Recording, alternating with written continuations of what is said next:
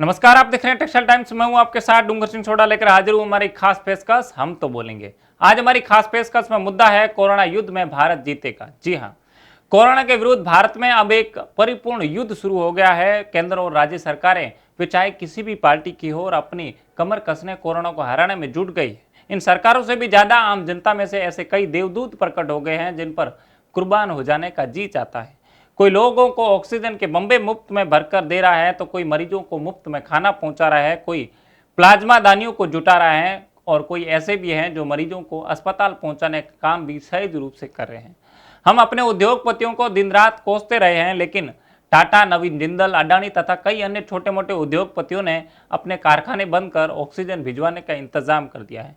ये पूर्ण कार्य वे स्वेच्छा से कर रहे हैं, उन पर कोई सरकारी दबाव नहीं है। मध्य प्रदेश के मुख्यमंत्री शिवराज सिंह चौहान की पहल पर ऑक्सीजन की रेलें चल पड़ी। हजारों टन तरल ऑक्सीजन के टैंकर अस्पतालों को पहुंच रहे हैं। रेल मंत्री पीयूष गोयल ने ऑक्सीजन परिवहन पर शुल्क भी हटा दिया है। हमारे लाखों डॉक्टर्स, नर्सें और सेवाकर्मी अपनी जान पर खेलकर लोगों की जान बचा रहे हैं। अब प्रधानमंत्री राहत कोष से 551 ऑक्सीजन संयंत्र लगाने की भी तैयारी हो चुकी है।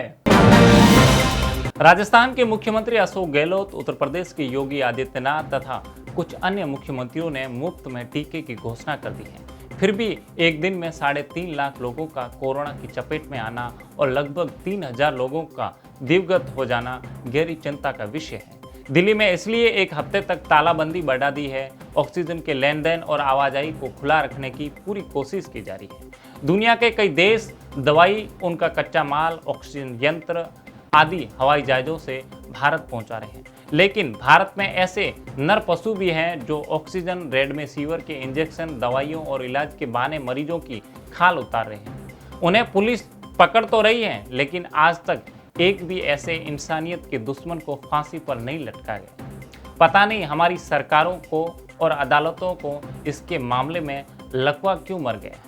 अस्पताली लूटपाट के बावजूद मरीज तो मर ही रहे हैं, लेकिन उनके घर वाले जीते जी मरणासत्र हो रहे हैं, लूट रहे हैं। हमारे अखबार और टीवी चैनल बुरी खबरों को इतना उछाल रहे हैं कि उनकी वजह से लोग अधमरे जैसे हो रहे हैं। वे हमारे घरेलू काढ़े, घिलोए और नीम की गोली तथा वट वृक्ष के दूध जैसे अचूक उपायों को प्रचार क्यों नहीं करते हैं।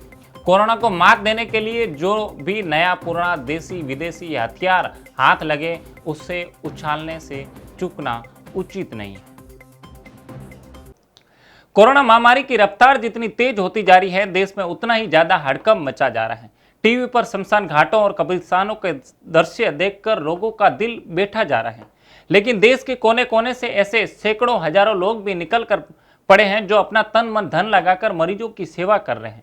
उनका जिक्र कुछ अखबारों में जरूर हो रहा है, लेकिन हमारे टीवी चैनलों को क्या हुआ है, वे उन दृश्यों को क्यों नहीं दिखाते हैं।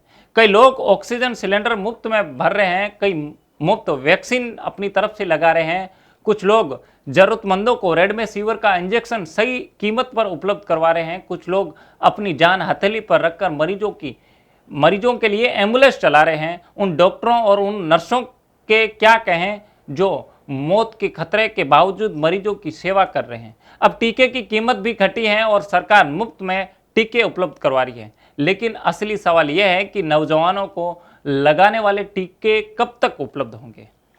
ऑक्सीजन एक्सप्रेस और विदेशी ऑक्सीजन यंत्रों के आयात बावजूद दर्जनों लोग ऑक्सीजन के अभाव में दम क्यों तोड़ रहे हैं। चुनाव आयोग ने 5 राज्यों के चुनाव परिणाम के बाद रैलियां पर प्रतिबंध लगाकर ठीक किया, लेकिन बंगाल, तमिलनाडु और केरल के आंकड़े प्रतिदिन छलांग लगा रहे हैं। कुंभ में स्नान करने वाले 35 लाख लोग अब इस महामारी को गांव तक ले गए हैं। वहां न पर्याप्त अस्पताल है, न ऑक्सीजन है, न इंजेक्शन है। ऐसा लगता है कि जनसंख्या के हिसाब में मरीजों का अनुपात भारत में जो अभी 1.25% है, वह शीघ्र ही दुगना तिगुना हो जाएगा। ऐसे हालात में सरकार क्या कर पाएगी। ऐसी बुरी हालात में भी नेता लोग राजनीति करने से बाज नहीं आ रहे। दिल्ली की जनता द्वारा चुनी हुई सरकार को उपराज्यपाल की जेब में इसी वक्त डाल देना कहां तक ठीक है। कोरोना की लड़ाई में अभी भी विदेशों से जो भरपूर मदद की खबरें आ रही हैं, उन पर फूहड़ प्रतिक्रियाएं भी की जा रही है। कहा जा रहा है कि मोदी ने भारत को भिखारी बना दिया है। ये मानवीय मदद किसी व्यक्ति विशेष की वजह से नहीं हो रही है, भारत की अपनी वजह से आ रही है। उन देशों के लोगों के सीने में वही दिल धड़कता है जो हमारे सीने में धड़क रहा है। भारतीय लोगों में अद्भुत सेवा भाव है।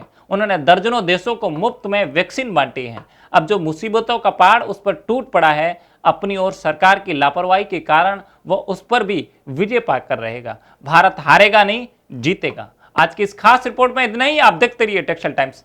नमस्कार।